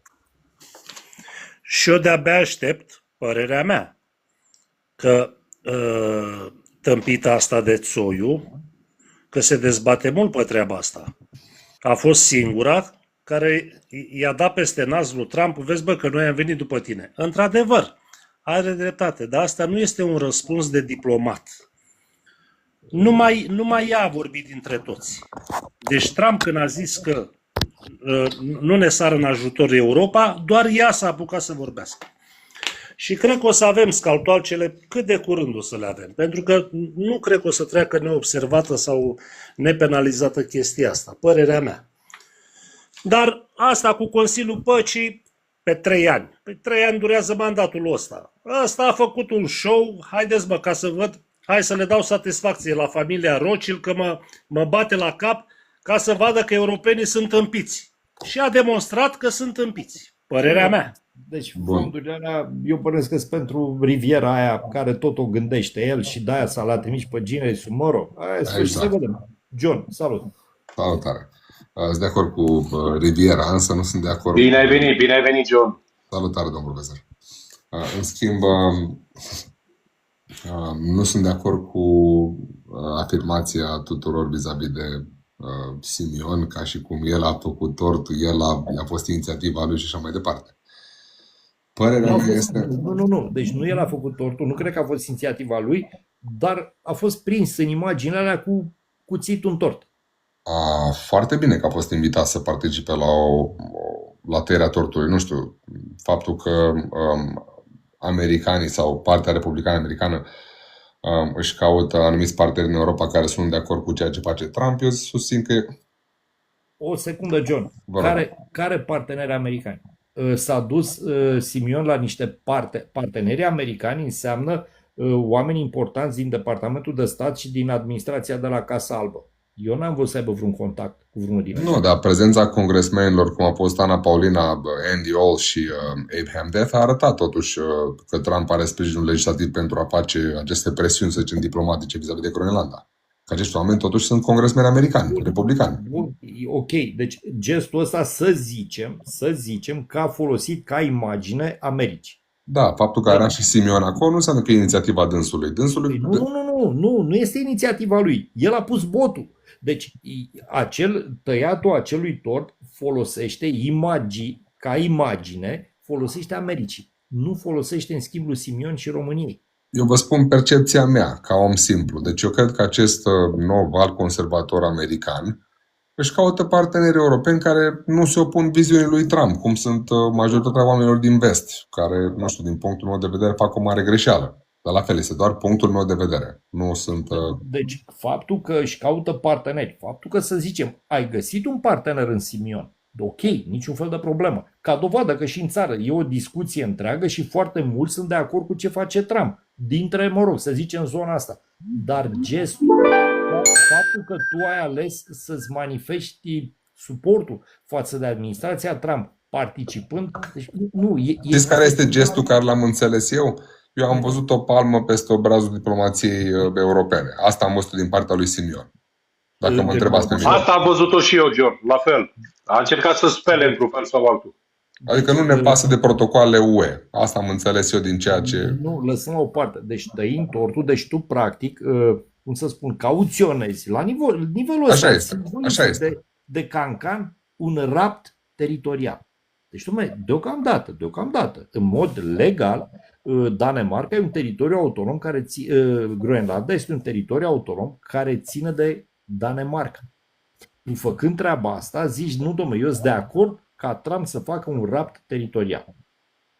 Și o faci în modul ăsta, cum să spun, vulgar. După părerea mea a fost ceva vulgar în toată treaba. Dar așa cum am văzut, nici Trump nu este cel mai diplomatic președinte în istoria Americii. Adică el cumva nu se încadrează în portofoliu. Se oficializează dreptul forței. Aici e problema. Ori chestia asta deja deschide o cutie a Pandorei. Și nu tu, România, care ești o țară care știm cât de greu noi ne-am constituit ca România mare, ca stat național, să vii cu așa ceva în condițiile în care vezi că circulă tot soiul de imagini de astea cu România pusă ca tort și feliat. Deci nu faci de astea. Deci semnificația, deci simbolistica este foarte nasoală. Eu am văzut și mă bucur, scuză-mă, Sergiu, și eu nu vreau să mă învățez, de aceea o să mă retrag după. Din punctul meu de vedere, eu am văzut un val de susținere totală și simbolică pentru ambițiile astea ale lui Trump. Nu așa o faci, o făceai altfel.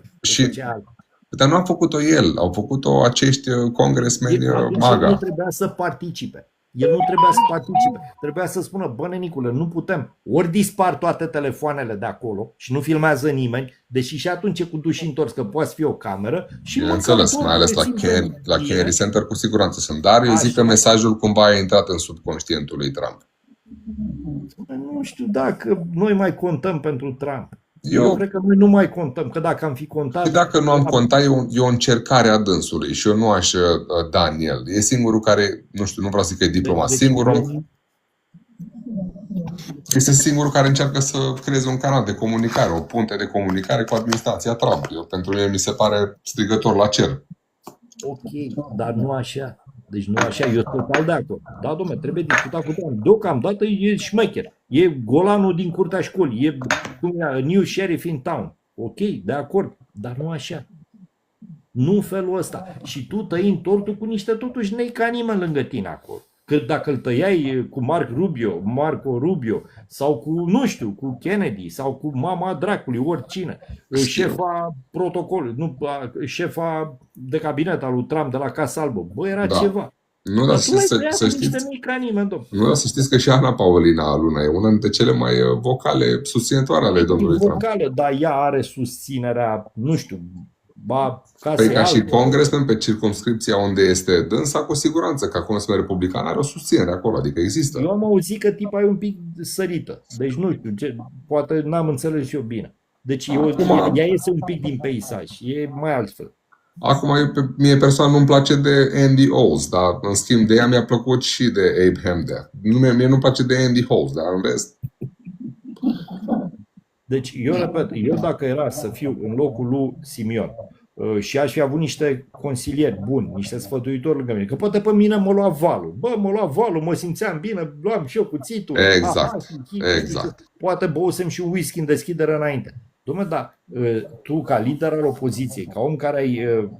Eu zic că de fapt el a câștigat, că ce a luat Mucușor ca voturi în sfârșit. Tu să n-ai niște consilieri care să spună șeful, nu-i bine, nu-i bine. Domnul Răzvan, ia uitați-vă. Da. Eu consider că situația e chiar bună. Când vă zic eu vouă de balancing, vă explic cum văd eu situația. Faptul că Simion acum o joacă pe marele trumpist și undeva înțeapă europenii prin tăierea asta de tort, este foarte bine. România asta se află între ciocanul Trump și Nicova la Bruxelles. Da? Acum, totdeauna trebuie să țineți cont că factorul imprevizibil este societatea română. De exemplu, în momentul în care sunteți mai mult presați de Bruxelles, nu știu, să faceți ceva cu Simion, da? Vă faceți proști că nu-l puteți controla pe ăsta, că în spatele lui are susținere populară. În cazul în care Simion urcă sus și apasă prea mult Trump, ăștia, partea asta trebuie să zică, băi, adică Simion deja trebuie să zică, băi, eu încerc să fac tot posibilul să-ți propulsez, sau cum să spun eu, interesele la mine în țară, în România, dar este partea asta cu Țoiu, cu Bolojan și au și ei susținere populară. Iată cum se joacă aici, înțelegeți? Deci eu nu văd nimic rău în asta. La cât s-au bătut joc de români Bruxelles, este unica toată această tăiere de tort și totdeauna este bine să fie două tabere de nebuni care se fac nebuni. Sergiule, eu sunt de acord, dar problema este alta. El, prin gestul ăla, a dat de înțeles că este de acord ca Europa să piardă un teritoriu luat în contra voinței Uniunii Europene, că Uniunea Europeană a zis că nu-i de acord, Danemarca clar zice că nu-i de acord, și acel teritoriu să fie luat într-o formă sau alta și a lipit într-o formă sau alta Statelor Unite. Deci tu, practic, aprobi acest act. Ori treaba asta, cum să spun, băi, poate o aprob, dar în culise. Eu sunt de acord, că m-am și expus mai devreme. Da, sunt de acord, dar nu înțelegeți. Nu, Europa nu o să vadă că, uite, România susține chestia asta. Europa vede asta că este la voi acolo un Simion care are o susținere populară, dar nu reprezintă România, înțelegeți? Deci, atenție, da, Europa nu. Deci, în momentul de față, Simion este un om din opoziție. Problema lui Simion nu este pe plan internațional, pentru că a te legitima, cum a făcut el atunci între tururi, că umbla până Europa, peleleu, vorba aceea. Problema lui Simion e pe plan intern. Deci, eu stau și mă întreb câți dintre români, ăștia care sunt pe zona asta, hai să zicem suveranistă, dar mă rog, au aprobat acest gest al lui, într-afară de niște dăștia linge blide care stau seară de seară pe la Alexandreasca și nu știu cum să o pupe în cur. Deci, în ideea asta, dom'le, câți dintre cei care l-au votat, acele 5.350.000, aprobă gestul lui de a tăia tortul cu... Numai puțin aș vrea să am și o remarcă referitor la lupta intestină pentru supremație din aur. Eu cred că la asta se reduce vizita asta lui Simion. El a mers în America să-și ia consensul american, fiind conștient că l-are în coastă pe Dungaciu, care e diplomat de carieră, care e super trumpist. Ori atunci a fost bătălia dintre Simion și Dungaciu, care este mai util Americii. Ok, Jean, întrebare. Cine l-a pus pe Dungaciu prin vicepreședinte la ONU? Păi a fost impus. Cineva. Cineva l-a impus. Deci dacă cineva l-a impus, înseamnă că acel cineva are o asemenea putere încât pot eu să consider că Simion este o marionetă, nu? Dacă acel cineva l-a putut impune pe Dungaciu și Simion să-l accepte. că partidul, să fim serioși, partidul e Simion. Deci nu Simion a există fost mari un- personalități Că politice. Simion a fost un tovarăș de drum de care partidul se poate dispensa. Deci mie mi-e teamă că de fapt este o etapă în, domnule, așa golănaș cum e Simion, așa cum îi zic ăștia, domnule, nu e un băiat prost. El a clădit acest partid. El a pornit pe vremuri cu scria pe balea, pe parapeția, Basarabia, România și nu știu ce. Acum, eu zic că asistăm la un proces în care, prin aceste manevre, malversațiuni, Simion este împins ușor, ușor și va fi scos din prim plan, nu știu cum, printr-o demisie, prin ceva, orice. Așa, Niște și să-i se dosare. facă loc lui Dungaciu. În momentul în care Dungaciu o să preia aurul, aurul se va duce în cap. Dungaciu nu este o locomotivă, nu are tracțiune, Simion are tracțiune și Dungaciu va duce partidul exact în zona aia de 20%, cum toate partidele românești nu au voie să depășească acel procent, așa cum s-a zis de ani de zile, că așa s-a luat decizia undeva, în afara țării. Iar Răzvan, uite, eu văd chestia asta ca și cum, nefiind nimeni în stare să mai pună cuvântul România pe buzele occidentalilor, a făcut-o Simion. Așa, tăim tortul cum a făcut-o, dar a făcut-o într-un fel sau altul. Nu s-a încumetat în nimeni. El face parte din opoziție. Cine să fi făcut alții? Cine să fi făcut asta? Riscă. Și ce riscă? Aici vreau să-l adaug pe domnul profesor. Păi, Ce și riscă cum e, România Sergiu? cu Ascultă-mă asta? un pic. Cineva zicea ceva. Nu contează că ne înjură, important e să vorbească despre noi. Și să știi că asta contează cel mai mult. Și ce riscă românii? Imaginați-vă dacă Simion obține Dar mai are, sprijinul. stai puțin, Sergiu, nu știu dacă ai înțeles. Întrebarea este, mai are România ceva de riscat sau a riscat totul? Nu, mai are de riscat. Bună. Mai are de riscat. Nu a riscat totul. Deci Da, nu. eu cred că ocupantul nostru economic și militar nu riscă faptul ca scena politică să se simplifice în România. Ori creșterea AUR către scenariul ăsta aducea către o simplificare a scenei politice și atunci era mult mai greu de gestionat și de ținut sub control. În momentul când sunt 5 partide cu 5, 10, 20%, le pui în contradicție, le pui în antagonism și conduci prin dezbinare. Vechea poveste dezbină și... O ultimă chestie și cobor. Chiar două chestii. Repede. Nea Răzvan, mie îmi pare bine că aici vorbim, nu ne contrazicem, fiecare cu părerea lui. Eu sunt foarte bucuros așa când avem fiecare câte o părere. Dar părerea mea este următoarea, că în momentul de față, la cât de rupți în curs suntem în România, Simion poate să taie 10 Groenlande cu tortul. Lumea nu stă să se gândească, ia uite ce a făcut Simion și asta. Părerea mea. Ok. Și a doua, peste tot se zice că vechiul Kissinger tot spunea tot timpul, băi, trebuie să facem în așa fel să dezlipim Rusia de China. Părerea mea, Rusia nu se va mai dezlipi niciodată de China. Poate să-i dea Trump, că văd că Trump îi dă timp lui Putin și îi va da timp în continuare. Până acum Putin a fost tras pe sfoară 30 de ani, cu toate valurile de apropiere a NATO, cu toate că a avut asigurări că nu se vor apropia NATO de granițele lor. 35 de ani l-au tras pe sfoară. De data asta, părerea mea, Putin le face un cur mare la toți și o să-i tragă el pe sfoară de data asta. China, cât a ajutat și ajută în continuare Rusia, părerea mea nu se va mai dezlipi niciodată de Rusia. America este într-un mare căcat. Problema cea mare care este pentru NATO, pentru ei, nu e Franța, Italia, Spania, toți ăștia de departe. Sunt acele trei de acolo, Lituania, Letonia, Estonia. Că dacă se desfințează NATO, e greu pentru ei acum. Eu am vrut doar să vă urez o seară frumoasă tuturor. Mulțumesc frumos pentru emisiune. Salutare! Salut. Vrea să ieși o... Asemenea, John, asemenea, te mai așteptăm. Numai o secundă să vă spun o chestie. Deci ce văd eu cel mai mare pericol datorită gestului lui Simion? Aruncarea în derizoriu. Deci prin gesturi date, arunci în derizoriu așa zisă asta mișcare suveranistă, care este foarte heterogenă, foarte, deci nu e ceva foarte închegat, ca dovadă că s-a împărțit în antitrumpiști și trumpiști, ca să zic așa. Iar în ce privește cu China și cu Rusia, nu va fi pe vecie. Și să spun de ce. Ele sunt unite acum datorită faptului că au un dușman puternic comun, care este America.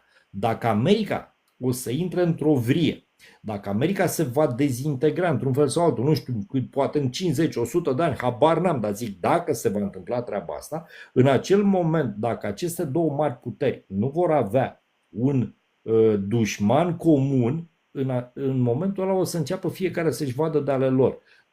Adu-ți aminte de perioada Brejnev, Mao sau care au fost la vremea atunci când au fost conflicte de frontieră între Uniunea Sovietică. Asta Hrușov, domnul Răzvan, Hrușov a stricat relația care a construit-o Stalin. Stalin a avut o relație foarte bună cu chinezi, a venit Hrușov, un trădător, care a stricat relația. Dar vreau să spun o chestie. Sunt total de acord cu domnul Mihai.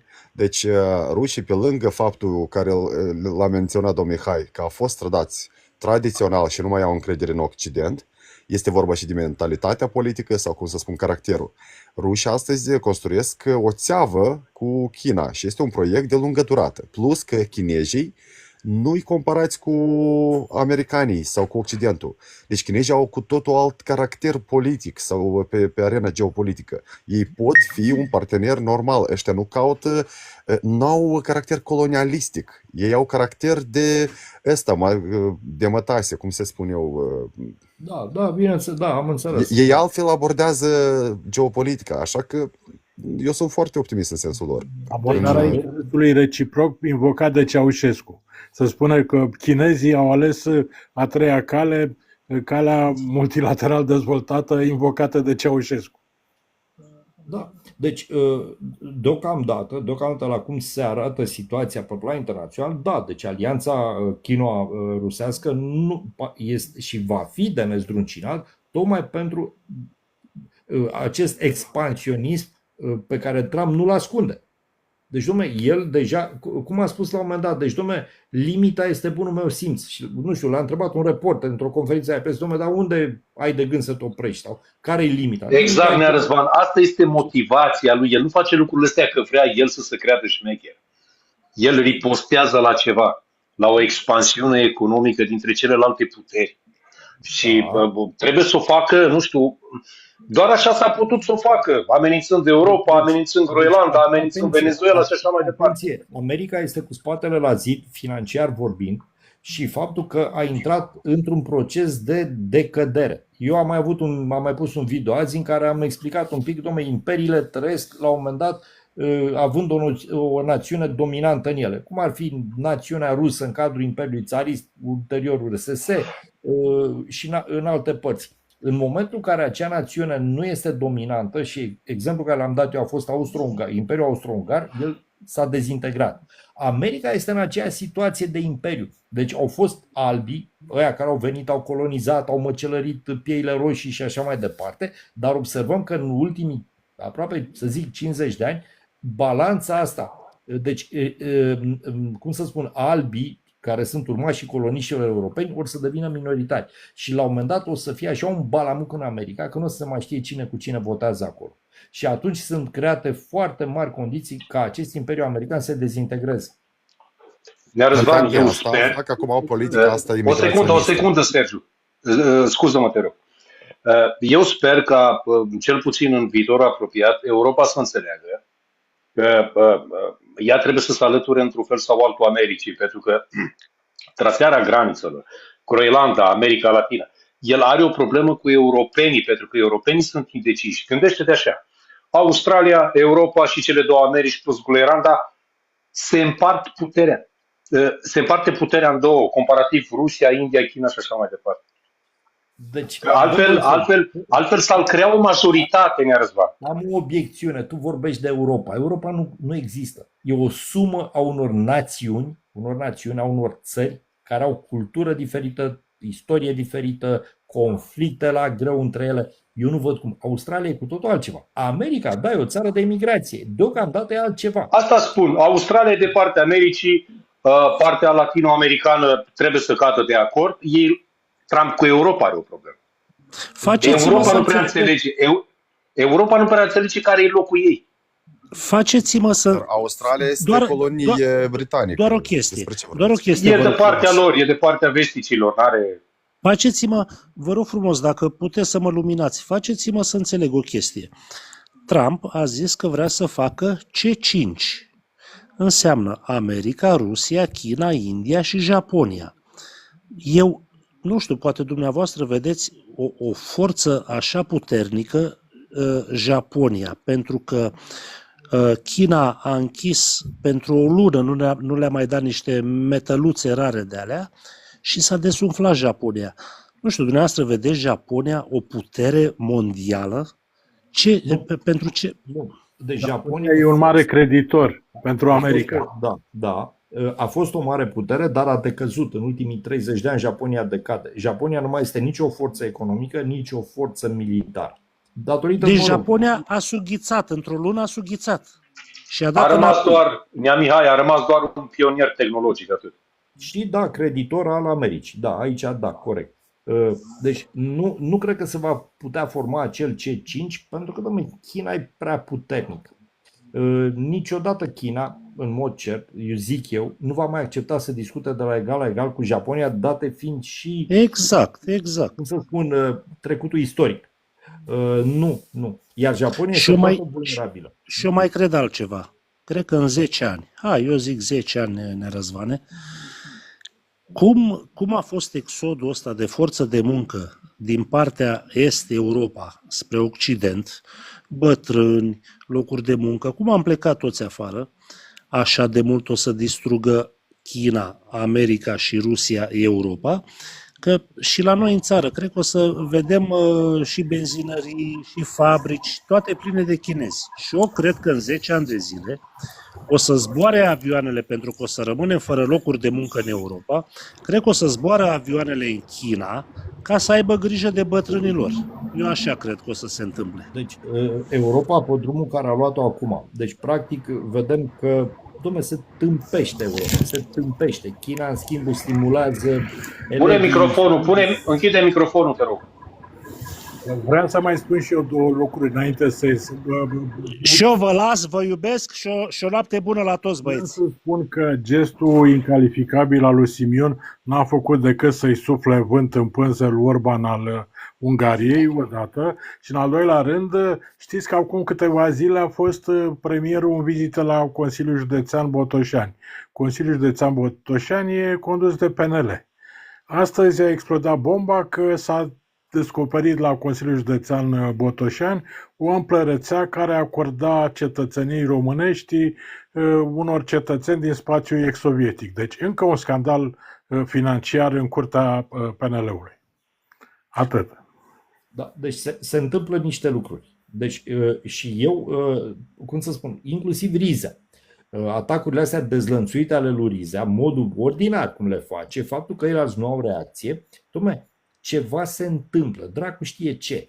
Deci vom vedea, dar o mișcare este. Rămâne de văzut momentul în care PSD-ul va alege să dărâme acest guvern. În mod cert, PSD-ul, zic eu, în foarte scurt timp, va scoate USR-ul de la guvernare, pentru că USR-ul, gașca asta, camarila asta useristă, din care fac parte atât Bolojan cât și Mucușor, sunt pe cale să distrugă țara și atunci vom vedea ce o să fie. Deci sunt mișcări foarte profunde și tocmai în momentul ăsta nu era cazul, nu era momentul acum ca Simion să facă gesturi de-astea cel puțin hazardate. Deci nu mai hazardate. Bine, vă mulțumesc, eu ies sănătate, Doamne ajută. Numai bine. Asemenea, Nea Răzvan, uite, una din problemele majore este China. În ce sens? În sensul că ea importă doar materie primă, procesează și exportă. Doar că exportă atât de mult încât deține monopolul. Și cam a uitat să mai importe bunuri procesate. În momentul ăla ea a devenit un pericol, clar. Plus legăturile sale cu India, care le-a avut mai dintotdeauna în ultimii 35 de ani, și Rusia, Federația Rusă, e normal să apară tot scandalul ăsta. Probabil că în tot timpul ăsta al războiului rece, ei au fost prieteni pe la spate oarecum, că nu mă gândesc că prin spatele cortinei nu și-au dat ei în cap unii altora. Ia Răzvan. Băi, da, deci deocamdată un lucru este clar. Sunt în desfășurare niște evenimente care noi nu avem cum să le percepem la adevărata lor importanță. Zilele următoare eu zic că vor fi cruciale, mai ales dacă cumva va reuși Trump să-l forțeze pe Zelensky pentru niște chestii. Faptul că în această trilaterală a acceptat Rusia, deci eu cum să spun, după părerea mea, cheia problemei în Europa este în Ucraina. Deci dacă Trump va reuși cumva să-l oblige pe Zelensky să facă niște gesturi, ar fi foarte important. Deci dacă războiul s-ar opri acum pe această linie care este, hai să zicem cu mici ajustări, bucățelele alea din Donbass, de nu știu ce, care vor reuși să le ia, încă ar fi bine. Dar dacă nu se va opri, rușii la rândul lor vor avansa și ne vom trezi foarte aproape. Și în momentul ăla, cum să zic, o rupere se va întâmpla la modul, cum să zic, brutal, pe când așa ar mai fi loc de niște negocieri. Chiar și dacă rușii, dom'le, să facă referendumul, niște chestii pașnice. Deci în momentul ăla se va rupe total, se va fractura actuala ordine geopolitică din Europa. Ba da, aveți vreo intenție, nu știu, a invadării Europei de către Federația Rusă? Că eu nu văd așa ceva. Că eu nu văd așa ceva. Treaba se joacă în Ucraina și Republica Moldova. Acolo eu văd așa, Trump vede o Europa ce are o infrastructură economică numai bună de folosit și încearcă să o atragă de partea lui. Eu asta văd, practic. Deci, ca să lămurim o treabă, este un continent mic, e adevărat, Nea Răzvan, e un continent mic, nesemnificativ, cum ai spus, Mata, cu o capacitate lingvistică ridicată și așa mai departe. Dar totuși rămâne un continent cu o infrastructură. E ca un magazin de desfacere funcționabil într-un fel sau altul. Asta este important pentru el. Pentru că Trump gândește în termeni economici. El e un capitalist din ăsta de saltea, cu bani la ciorap. Ce poate să fie altceva? El așa gândește. Să dau Eu nu mai văd moralitate, nu mai văd democrație, nu mai văd chestiile astea antice și medievale și de mult apus. Au fost niște utopii chestiile astea. Noi pășim într-o nouă eră. Și dacă puterea se împarte, nu știu, într-o balanță, ea trebuie să rămână totuși într-o balanță, nu știu, 50 cu 50, comparativ cu celelalte, că se pare o uniune a, nu știu, chiar și continentele încep, ca și formă economică să se atragă una pe alta. Eu așa le văd. Când permite, nu vă dați pe fenta asta că rușii, dacă acaparează Ucraina, că da, recunosc, rușii vor să pună mână pe toată Ucraina, asta recunosc. Dar mai departe nu au interes. Ei au primordial interes să-și asigure securitatea pe graniță. Și aici mă refer în primul rând la partea sudică, țările, Caucazul. Acolo sunt vulnerabili. Rușii nu au frică că Finlanda îi va invada sau Suedia. Ei au grijă că prin Azerbaijan, Armenia, cu Georgia deja treaba stă mai bine, da? Dar Kazakhstan, Armenia, Azerbaijan, Turkmenistan, Tajikistan, acolo la ei este vulnerabilitatea, da? Și imediat cum termină cu Ucraina, se vor apuca de tot felul de... nu cred că o să caute să facă acolo revoluții, dar cel puțin o să încerce să lucreze pe Aliyev. Cred că o să-l schimbe pentru că Aliyev e obraznic. Chiar e obraznic. Să impună guvern pe placul său. Asta va încerca. Da, da, și asta pentru că este mult mai stringent decât partea europeană. Partea europeană este văzută ca un partener economic. Dar partea sudică este vulnerabilitatea lor. Din Afganistan, în orice moment, pătrunzi în Tajikistan, în Turkmenistan și îi faci o altă bubă asemenea Ucrainei. De asta nu va face, să nu credeți în fenta asta, că băi, mă rog, o să, după cidează Ucraina și vin peste noi. E minciună, e ineție. Deci eu nu cred, deci sub nicio formă Rusia nu are niciun motiv în momentul de față și nici nu cred că are chef să atace Europa. Problema este că sferele de influență se vor modifica. Și pe noi ne interesează unde vom pica noi. Ori în momentul de față, semnele care vin dinspre americani, mie asta mi arată, am tot vorbit de chestia asta, că americanii ne-au abandonat. Și nu că ne-au abandonat, ne-au cedat. Și la chestia asta nu se vor putea opune niște țări vlăguite din vestul Europei, vlăguite, Franța printre ele. Deci, Nea Răzvan, rupea orice relație, nu mai venea la Davos, nu mai dădea pâlp de trezire Europei. stai, una alta. Deci, normal că America, deci lume, nimeni nu cedează o zonă de influență decât dacă n-are încotro. America nu văd de ce ar ceda Europa, dar ea vrea să modeleze această zonă de influență aici din Europa după cum vrea el, Trump, de pildă, cum vrea America acum. Întrebarea este Europa are o parte care probabil nu e interesantă, gen Balcanii, România, nu știu, dracu știe. Și s-ar putea ca America, de pildă, să zică, bă, mie nu mai îmi trebuie să-mi bat cap cu ei. Eu iau ce mă interesează pe mine, în principal pe flancul ăsta Polonia, poate nu știu cu țările baltice cum e, dar Polonia și în rest, bă, băieți, eu zic mersi, descurcați-vă. Și posibil să fi zis, am mai vorbit noi de treaba asta, că ne-a cedat... Da, Răzvan, dar el când încearcă, nu știu, un tratat, el nu poate să vină în estul Europei. Cu cine să vorbească? Cu Fire, cu Macedonia, cu cine? El trebuie să se raporteze la entitatea Uniunii Europene. Așa că vorbește cu Bruxelles. Și vorbește cu ei pentru toți. Nu. Trump a spus în primul lui mandat că el nu vrea să vorbeasle cu Bruxelles. El vrea să vorbească cu fiecare în parte. A încercat chestia asta. Dar bă, când e ziua lui Orban, pe cine sunt? Pe Ursula sau pe Orban? Da, mi-aduc aminte. Păi și el atunci, cum? Cu Ursula? El nu vrea să discute cu Ursula. Problema e alta. Nu-l mai interesează niște entități mici din Balcani, care Balcanul e fărămițat.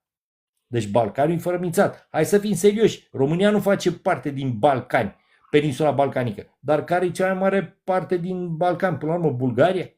Hai, domnule. Și restul toate stătulețe mici. Deci probabil că e o zonă care pe el nu mai interesează. Nu-și bate cap în împărțeala asta mare. Nu știu, dracu știe, vom vedea. Hai că închid și eu și ne vedem mâine seară. Poate Ok, toate cele bune, noapte bună. Niște elemente suplimentare, vedem mâine. Bine. Asemenea, noapte bună. Vedem ce se va întâmpla în Emirate. Asta e marea surpriză, marea știre a zilei. Bun, noapte bună.